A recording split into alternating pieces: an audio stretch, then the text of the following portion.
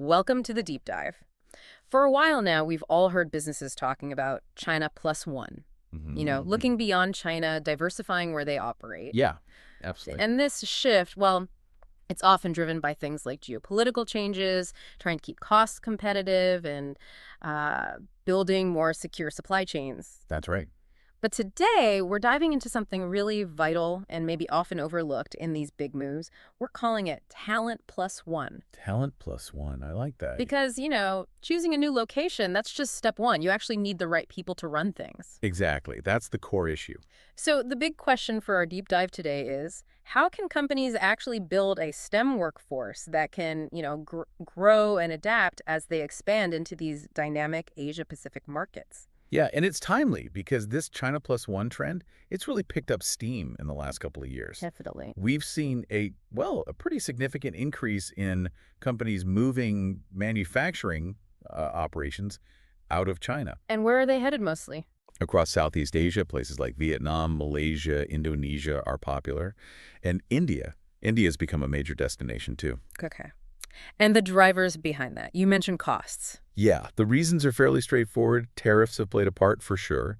Political uncertainty is definitely a factor. Right. Rising labor costs in China have certainly pushed things along. Yeah. And plus, there's just this broader understanding now, post-pandemic especially, about needing more resilient global supply chains. Okay, let's unpack this a little. So companies are making these moves. They're setting up new facilities, maybe even shifting entire production lines. Correct. But here's where it gets really interesting, right? It often feels like the planning kind of stops at the physical stuff, the relocation. That's a great point. And this crucial element of, well, who's actually going to run these operations effectively? That sometimes feels like an afterthought. Precisely.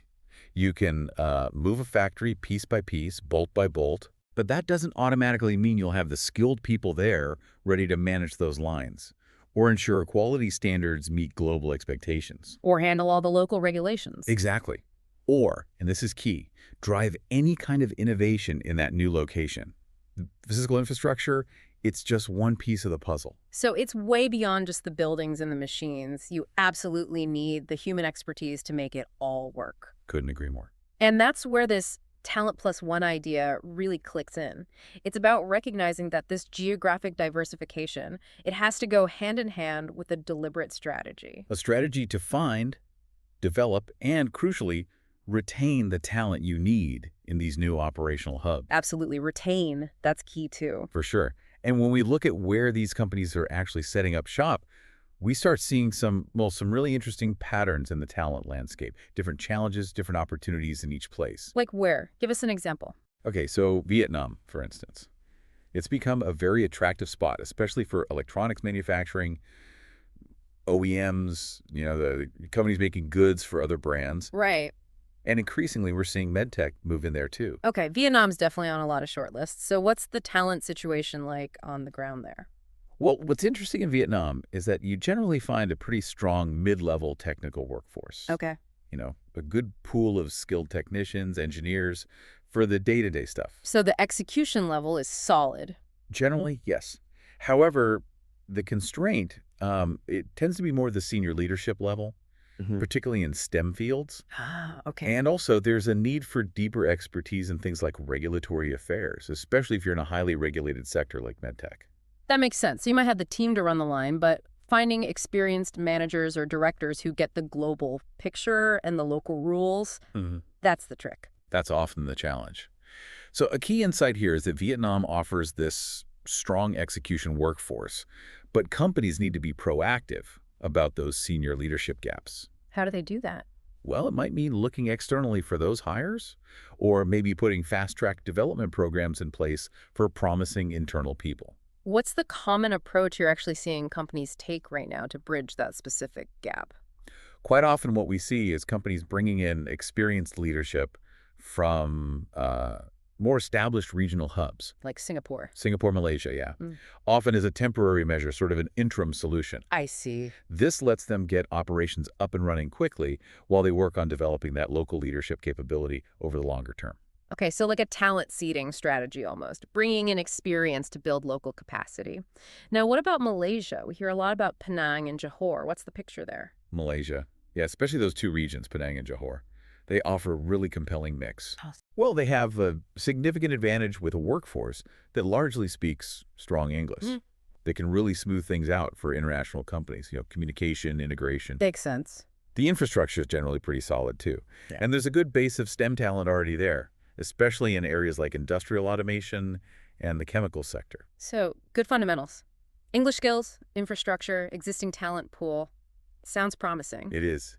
But you did mention competition earlier. Ah, yes. Is that heating up in Malaysia? Yes, definitely. Because Malaysia is so attractive as an alternative hub, the competition for that top-tier STEM talent is absolutely increasing.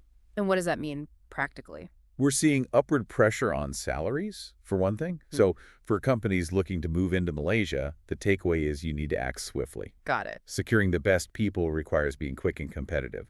You can't necessarily wait around. Right. Get in early, be ready to compete on the offer. Okay, let's shift gears to a much bigger player, India.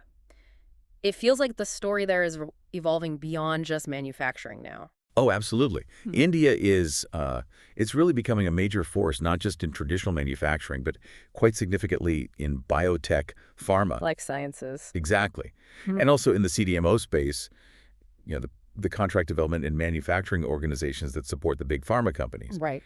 The sheer volume of talent available in India is just undeniable, huge numbers. But you mentioned earlier it's fragmented. What does that actually mean for a company trying to hire there? Yeah, connecting this back, the scale and diversity of India mean that the talent pool isn't as, let's say, easily mapped or uniform as in some smaller Southeast Asian countries. Okay. You need a much more strategic, more nuanced hiring approach to really tap into the right skill sets effectively. So not just posting an ad and hoping. Definitely not. It often involves really understanding the specific strengths of talent pools in different cities. Yeah. Tier 1 versus Tier 2 cities, for example, depending on the roles you need. Right. Especially for highly specialized roles, say in regulatory affairs or advanced analytics or tech transfer within life sciences, a very targeted approach is essential there. So the key insight for India. Vast talent pool, yes, but you need that highly targeted strategy to navigate it and find the specific skills you need. Precisely.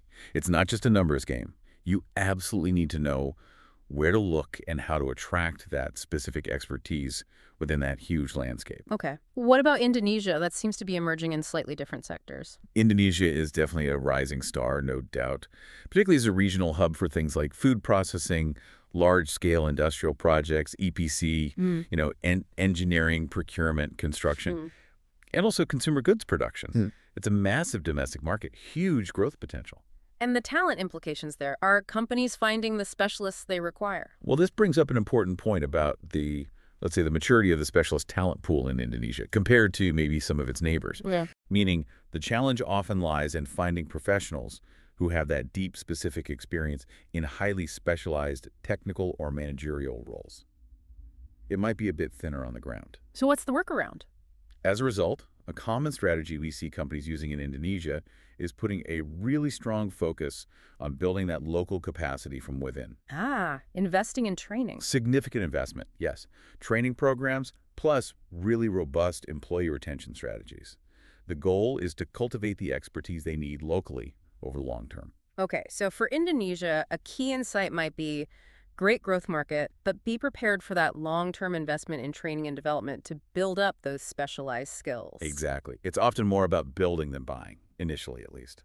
Okay, so we've looked at the specific talent landscapes in these key destinations: Vietnam, Malaysia, India, Indonesia.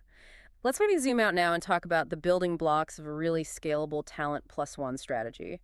What are the key components? Well, the absolute first step, and we touched on this, has to be comprehensive market intelligence. Knowing the terrain. Exactly. You can't build a strategy in a vacuum. You need a really deep understanding of the available skill sets in your target local market. What else? You need to know what the typical salary ranges are for those skills. And importantly, what are your direct competitors in that region actually doing when it comes to hiring? Right, competitor intel is crucial. So it's about getting that clear lay of the land before you even think about posting a job. How do companies get that kind of intelligence? This is where data-driven tools become really invaluable. Such as? For instance, at Stemgenic, we use things like talent heat maps. These are basically visual tools Okay. that break down the talent landscape. You can slice it by specific job function, by industry sector, even down to the country or city level sometimes. Ah, so it gives you a very granular view. It gives our clients a really clear, actionable picture of what they can expect to find or perhaps what they won't find easily in a given market. It helps manage expectations. That sounds incredibly useful for making informed decisions up front. So market intelligence is step one. What's another key element of a strong talent+1 approach? Another highly effective strategy, especially in the early stages, is cross-border talent rotation. Okay, explain that. This is particularly useful for those niche or highly specialized roles where maybe local hiring is difficult right at the beginning. Right. The idea is you bring in experienced professionals from other regional hubs or maybe even globally for a defined period. How long, typically?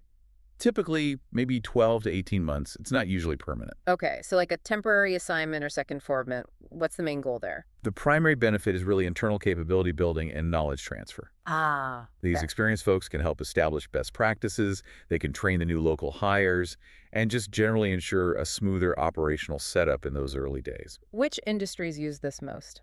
We see it quite commonly in sectors like EPC, definitely med tech, and anything heavily reliant on advanced automation where specific system knowledge might be needed initially. That makes a lot of sense, but bring in the trainers to train up the local teams. Now, something that's increasingly critical everywhere is compliance and ESG, and environment, social governance. Absolutely critical. How does that factor into a talent+1 strategy specifically in these APAC markets? Well, you have to remember that many APAC markets have their own specific local hiring quotas you might need to meet. Right. They have intricate labor laws that you absolutely must follow, and increasingly, pretty strict environmental, social, and governance regulations. And ignoring those. Ignoring those can lead to pretty significant operational risks, not to mention reputational damage. So what's the talent implication? Therefore, hiring local compliance officers, local sustainability, leads people who deeply understand that local regulatory landscape. It isn't just, a good idea. In many cases, it's actually a mandatory requirement. So it's non-negotiable sometimes. You need that local expertise, not just on the technical side, but very much on the regulatory and ethical side, too. Exactly. It's a core part of your license to operate. Okay. Market intelligence, cross-border rotation, compliance ESG integration. What's maybe the final piece of the puzzle for putting together a truly scalable talent+1 strategy? I'd say the most successful companies we see implementing China+1 effectively are often adopting some form of a hybrid workforce model. Hybrid. What does that look like in this context? It involves strategically blending several elements. So you build a strong local core team for your day-to-day operations on the ground. Okay, the foundation. Then you might leverage regional leadership or specialized functions like compliance, maybe overseeing multiple markets from a central hub. Right, shared services almost. Kinda. And then you utilize flexible or contract specialists, people you could bring in for specific projects or to address temporary skill gaps as needed. So local core, regional support, and flexible specialists. Exactly. That blend provides agility, it can be cost-effective, and it helps ensure you have the right expertise precisely where and when you need it, without maybe carrying excessive permanent overhead everywhere. Okay, that hybrid model sounds quite adaptable. Let's try and bring this all together then. If a company listening is seriously thinking about a China+1 move, or maybe they're already in the process, the core message seems crystal clear. Your HR and workforce strategy cannot be an afterthought. It absolutely needs to be front and center, evolving right alongside your business operations planning. Precisely. Oh. Couldn't have said it better. And as companies are contemplating these moves or maybe refining their existing strategies, there are some really key questions they need to be asking themselves. Such as? Well, first, do you truly know what talent actually exists in your new target market, beyond just assumptions? Okay, back to market intelligence. Yes. Second, are you thoughtfully designing your organizational structures? Do they support both your growth ambitions and meet all the local compliance requirements? Right, structure follows strategy. And compliance. And perhaps most importantly, are you genuinely investing in building local capabilities for the long haul? Or are you just trying to kind of, copy-paste a workforce model that might have worked okay in China but isn't necessarily suited to this new environment? Those are absolutely critical questions. And the bottom line, it really feels like in today's global landscape, getting the talent piece right, It's no longer just a supporting factor for expansion. No, not at all. It's become a fundamental determinant of whether that expansion will actually succeed and thrive. Absolutely. And by proactively aligning your hiring strategy with your overall business operations from the start, by building that Talent+1 mindset Yeah. into every single expansion decision, Yeah. you're doing far more than just mitigating risk, which is important, of course. Sure. But you're actually laying the foundation for genuine long-term resilience and sustainable growth Yeah. in these really dynamic, really important APAC markets. Well, this has been a genuinely insightful deep dive into this crucial aspect of Talent+1. Really appreciate you walking us through that. My pleasure. And if you're listening to this and your company is perhaps considering entering new APAC markets or maybe looking to scale up your existing operations there, or even just trying to get a clearer picture of the talent landscape, Yeah. we're here to help. Our focus is specifically on STEM-focused hiring across a range of these vital industries. We've discussed pharma, biotech, health tech, chemicals, industrial engineering, and all the related fields. That's our niche. You can find out more and reach us at stemgenicglobal.com. That's stemgenicglobal.com. Or feel free to just drop us an email at contact@stemgenicglobal.com. We'd be happy to chat. Yeah, we'd be happy to connect and discuss how we might be able to support you in finding the right people in the right place at the right time. Absolutely. Thanks again for joining us for this deep dive, Thank you. and we look forward to our next discussion.